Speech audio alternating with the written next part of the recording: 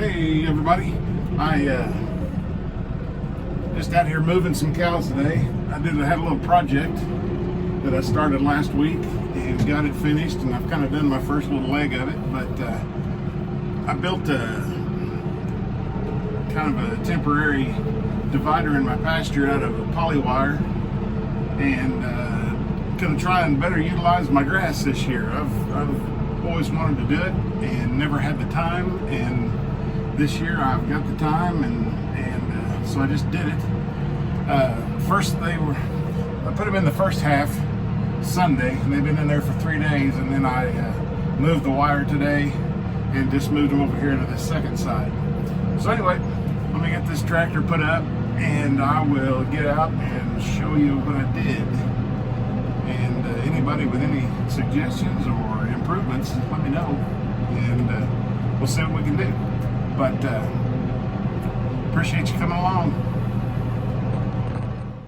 All right, first back here in the corner, that's the corner of the front field. There's a gate that leads to my back pasture, and so nothing's going to be in there now for probably 10-15 days. But right over here where the cows are congregated is an automatic waterer, and so that will be the water. That's the only water in this front pasture, and it's right in the fence, so they share it with the back pasture. But anyway, what I did, I just hooked onto the fence right here and went down through here with these posts. You can kind of see it's in an angle, and that way when I made this little angle here, that allowed them access to the water from both sides of the field after I've got it divided. So I had it divided off, worked this little angle over here, and it took them a little bit to figure out the new path, because they've been in this field a million times when there's nothing in it. And so this new little design, new little maze that I had them running through here to get over to the water kind of confused them a little bit the first day or so, but I got them used to it pretty quick, and then things settled down. But you can see new toy right there. I'll tell you about that later on. So here's the entire pasture, and now this little lane here that hot wire divided up between my working pen and the hot wire, it kind of gave them a little lane to get over here to this other pasture. So now today I went ahead and I took all of it down from here, rolled it up, hooked it onto the corner of this pen, and now have got them fenced out of what they were in for about the last 3 days over here on this side. So they haven't figured out yet that I've let the fence down, and I'm sure they will here pretty quick. But this grass has not been grazed yet. That'll give this guy over here time to rest and see what happens. But they're really calm, really content.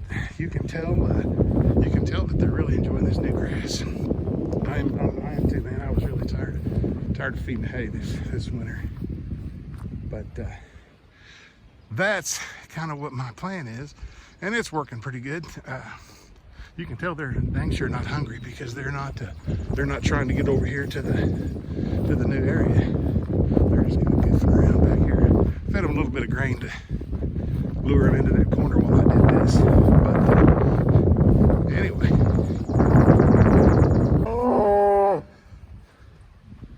So, okay, now they've just figured out that I let the wire down. They're kind of easing into it slowly but surely. Slowly but surely, and like I said, you know, they're really content with this new grass. Nobody's hungry. Calves are doing great.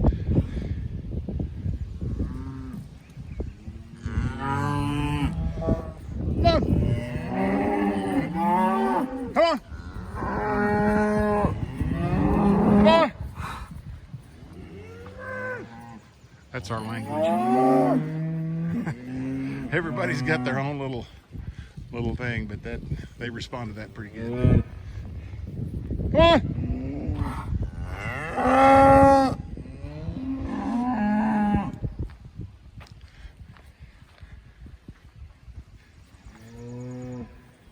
So anyway, you know, everybody knows, of course, you know, the benefits of rotating pasture, rotational grazing and things like that.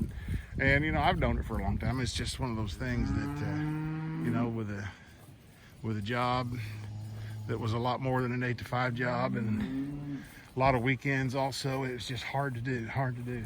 And I couldn't expect my wife to do it for me.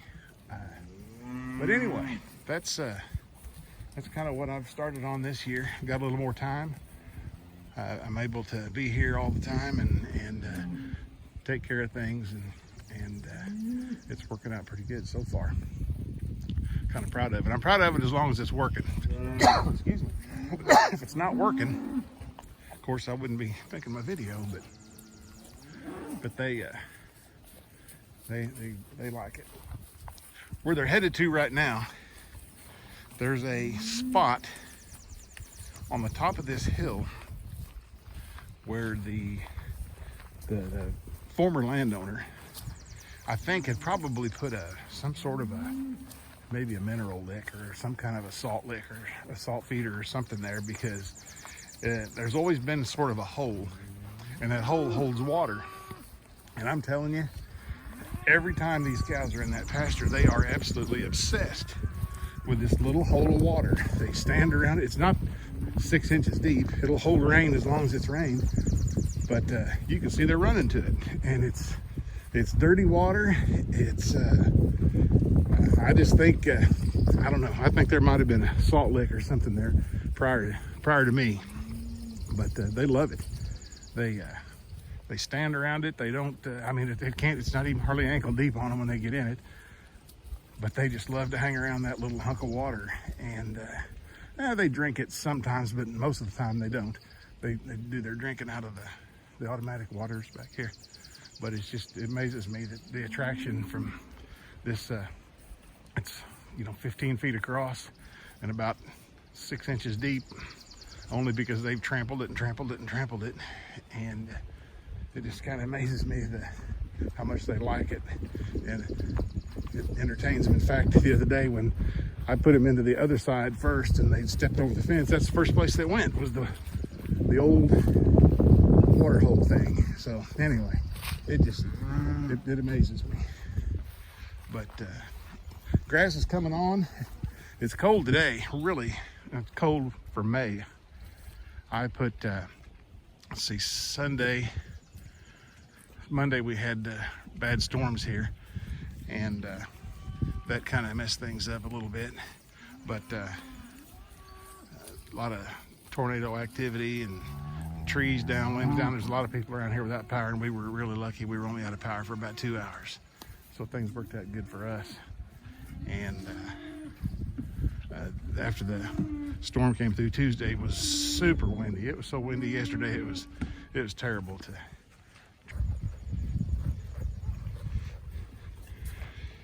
The charger that I've been using is just a Parmax solar charger. I've got it hanging on the fence corner up there, kind of by the house, behind the house. That way I can turn it on and off from the house if I need to. But it seems to work really good. I've watched a few of them get their head thumped when they stick their old cold wet nose on it. So they're aware of things. But you can hear them crunching that old grass. They're pretty happy. I don't think they're really that hungry. If you want to know the truth, they just kind of meandered over here and they're eating, of course, but they don't act like they're starving to death. But so this is my new toy, I guess you'd call it. I've never owned a squeeze chute or a head gate, and everybody I think kind of wonders how I doctor stuff and how I take care of things like that, and injured cows and stuff. And what I always have to do is I have to load it up and take it to the vet, and sometimes that's not a feasible plan. But anyway, I've been looking at these things, and a friend of mine has too, and he really loves it, really loves it. And went to the feed store a couple of weeks ago and came home with some feed and a squeeze chute. Had the cows all through it once already.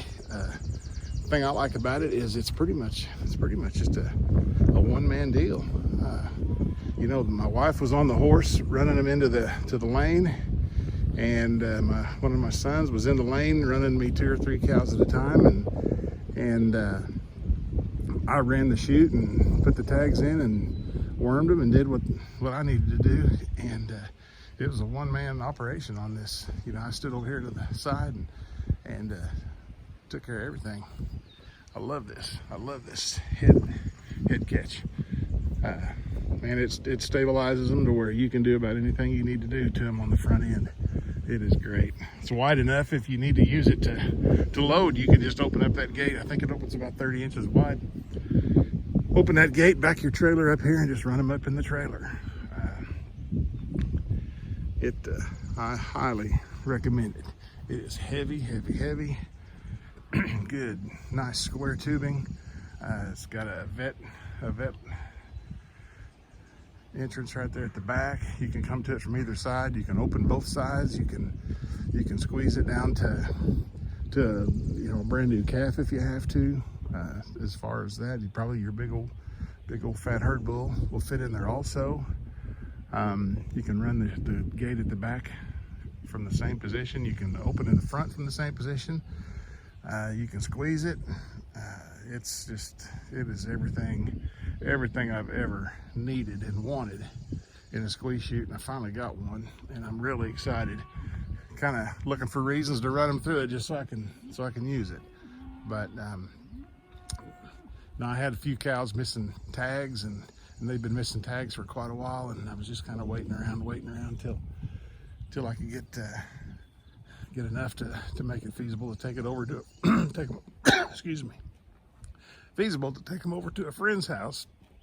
Got choked. And run them through his chute. And I just thought, I'm tired of messing with that, so I don't know if I swallowed a bug or what I got, but anyway, got choked. I love it. I absolutely love it. And it just kind of taken added safety to the game. I just don't feel like I'm gonna get absolutely mauled and ran over and smashed whenever I'm trying to do something with a cow. And I try to, you know, I used to get them in this lane right here, and I would try and do what I needed to do to them while they were kind of caught. You know, there's a big difference between caught and kind of caught. And so I just feel a lot more comfortable, a lot safer doing it this way. But that's about it. I'm gonna go take the tractor and do some stuff, and I've done just about all I can do as far as moving the cows. They're tickled to death. And so appreciate if you'd click like, subscribe, recommend it to your friends. I don't post very often. I'm trying to do better, but you know, and it's not always something real exciting, but when it is, it's just you know, good common projects, and if there's a better way to do it, let me know on here and I'll try that too. So anyway, have a good, nice, windy May the 6th. Thanks.